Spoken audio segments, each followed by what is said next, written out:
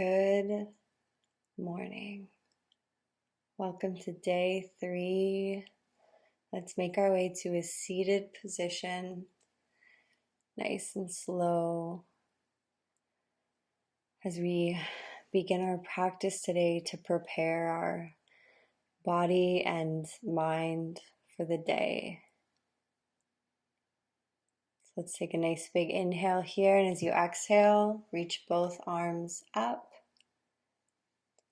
Grab on to your right wrist with your left hand and stretch to the left, breathing into the right side of your body.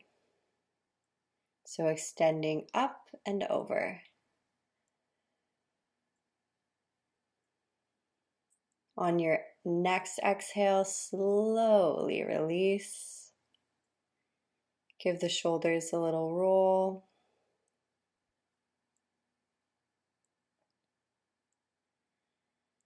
Beautiful.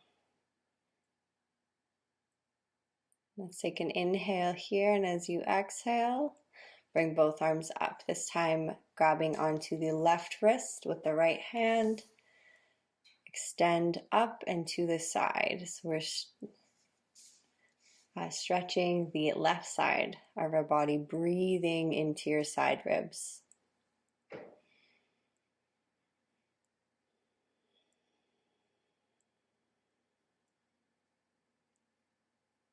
One more breath here.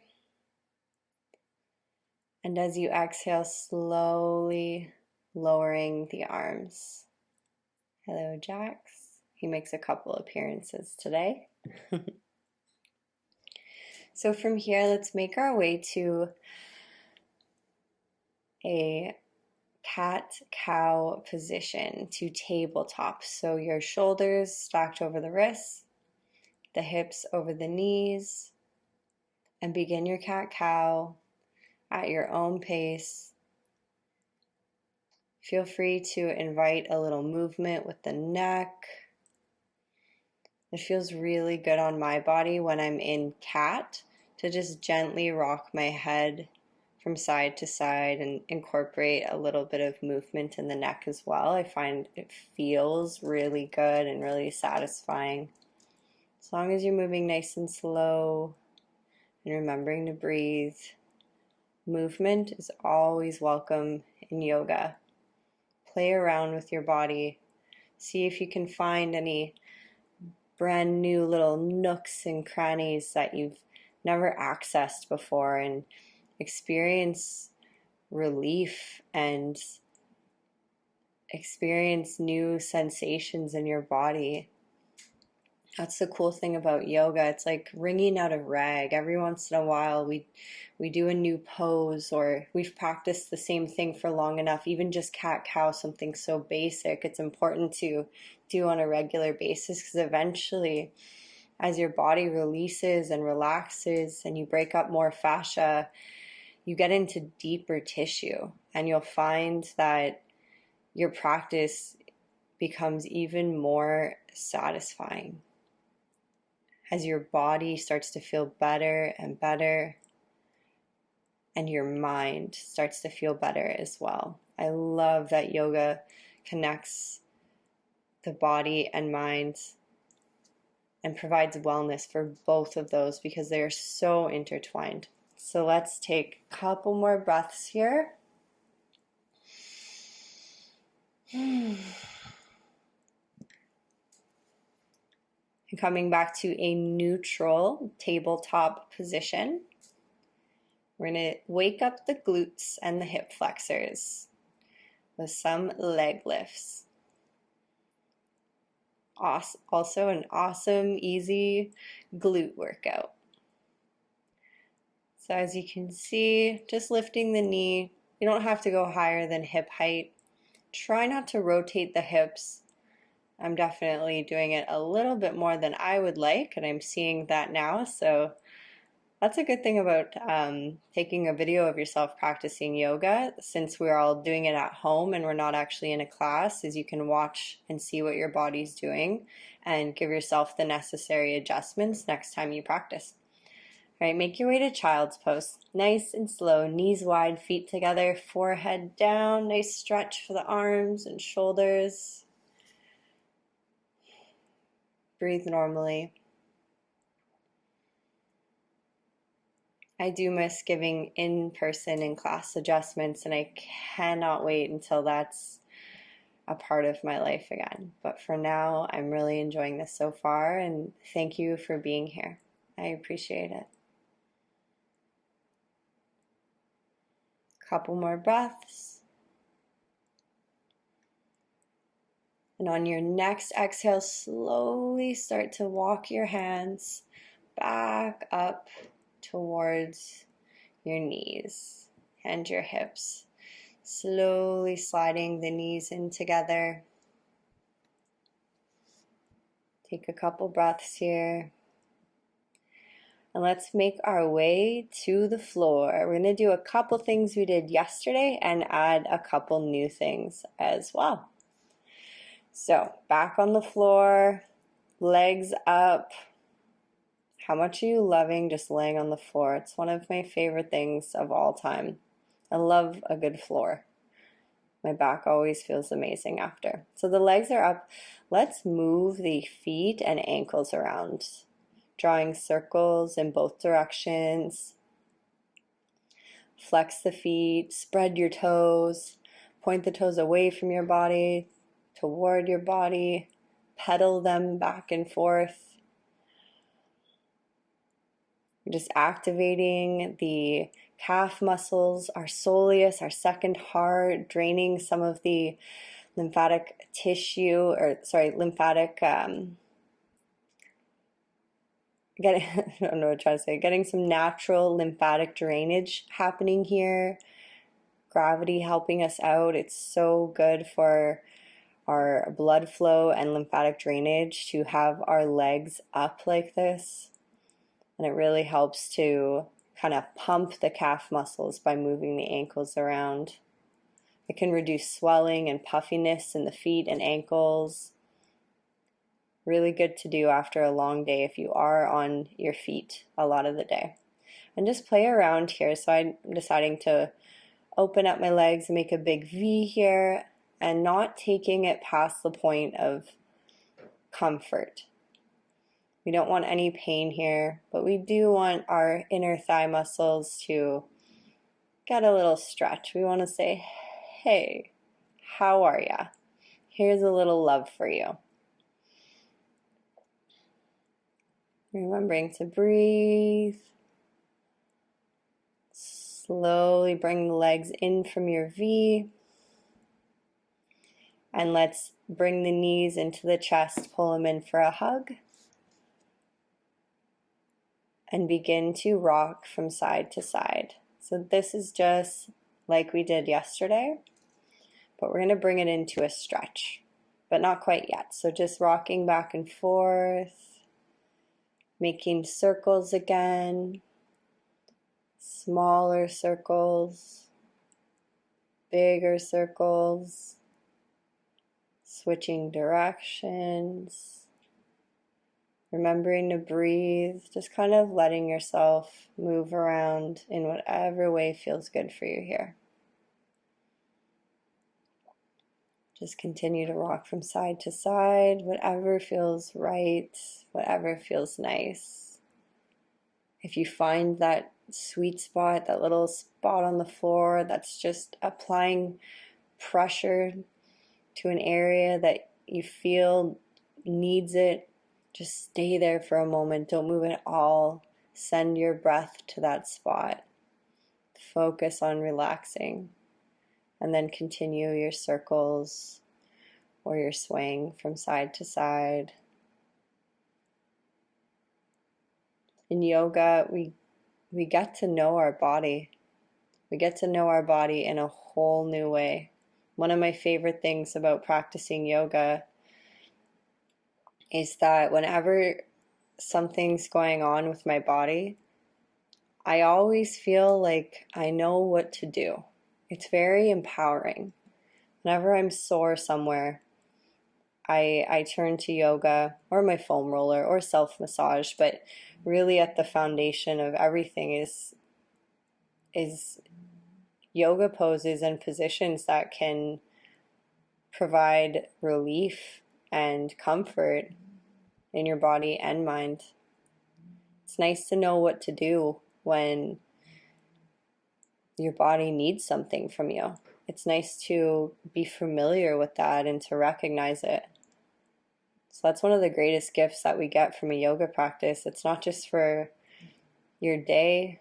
That's a huge benefit, starting your day on a positive note, but it's also getting to know your body in a whole new way, on a deeper level, and feeling more connected to it.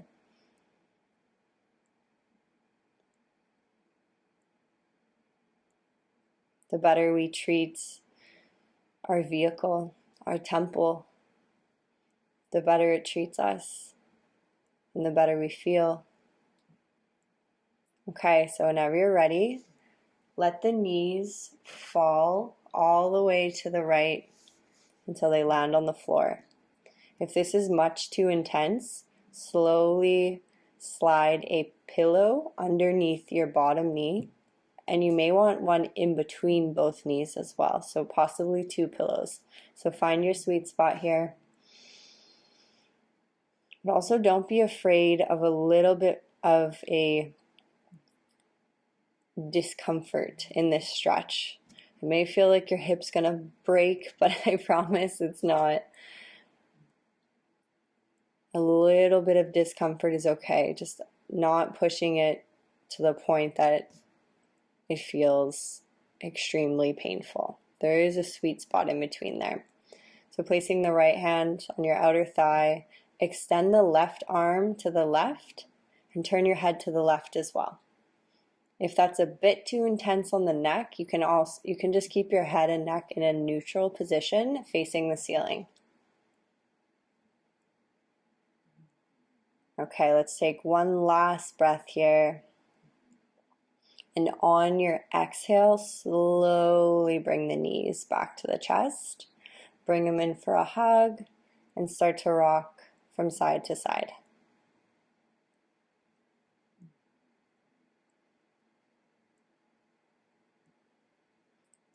And whenever you're ready, letting the knees fall and land on the left side.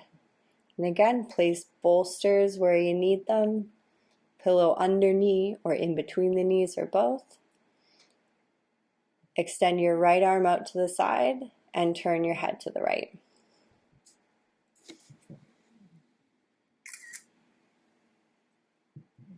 If it is not comfortable for your neck, keep your head and neck in a neutral position, which is just facing the ceiling.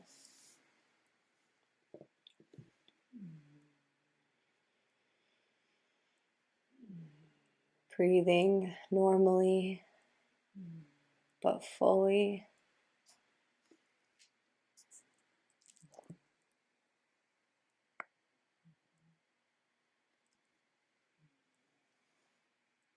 Letting yourself melt into the floor, sending your breath to the area that feels tight and tense.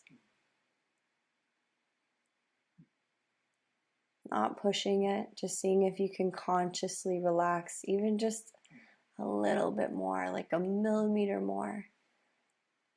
That is success.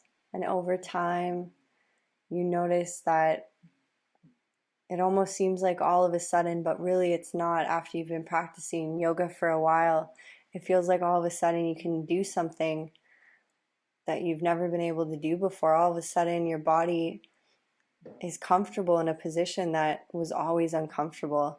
And that's one of the most incredible things to experience in your own body and to see as a yoga teacher. I love seeing a student of all ages be excited that their body could relax into a pose that they hadn't been able to before. So I hope that for you during this 21 days. Let's take one last breath here. And as you exhale, slowly coming back to center, bringing the knees back to the chest, squeeze them in for a little hug, and let's rock from side to side.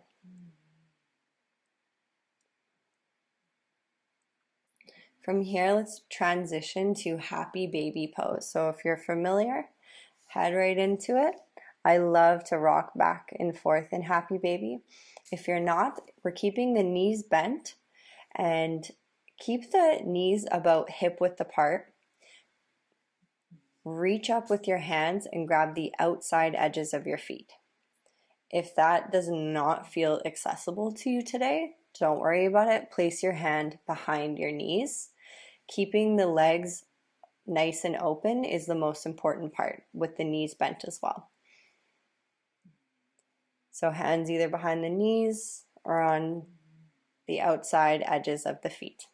Okay, let's just reach up and wide and move and stretch, and then slowly roll onto your side.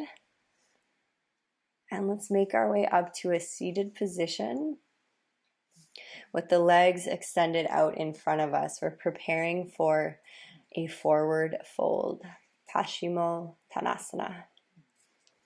So when preparing for a forward fold, it is helpful if it feels very, very tight and uncomfortable just sitting. Place a little bit of a cushion or sit on something to lift yourself up higher. It'll make folding forward a lot easier, especially if you're really tight in the hamstrings. And before folding forward, you really want to make sure that your spine is extended, your chest is up, your core is engaged, and you're folding at the hips. So do your best to keep your back as straight as possible for as long as possible. Or don't fold at all if you're already feeling the stretch and it feels good at a 90-degree angle. You can just hang out there, keeping your back straight and breathing, and your arms down by your sides, chilling out. Okay, another little Jack's hello. And when you're ready, coming back up out of it, taking a breath, straighten your back again, and as you exhale, fold forward, keeping your back as straight as possible for as long as you can, leading with the chest. Letting your head curl forward. A little bit of a curl in the back is okay after you've reached the point where you can't fold anymore. You'll notice some very dark editing, and that's just because you could fully see down my shirt. So I needed to make sure that wasn't going to happen. Now I know. Lesson learned. Learning something new every day. So let's slowly make our way out of that pose, walking your hands up your legs. Make your way to a cross-legged position, whatever way you find most comfortable. Close your eyes. Place your hands on your chest or in a mudra position. In your lap, not your chest, in your lap or on your knees or in a mudra position. Close your eyes and just breathe here for a few moments.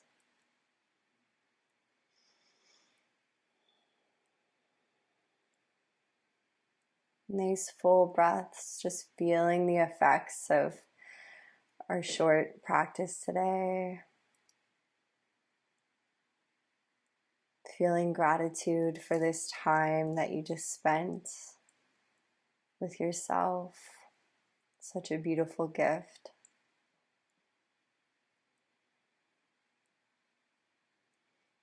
And thank you so much for joining me. Namaste. I hope you have a beautiful day. I'll see you tomorrow.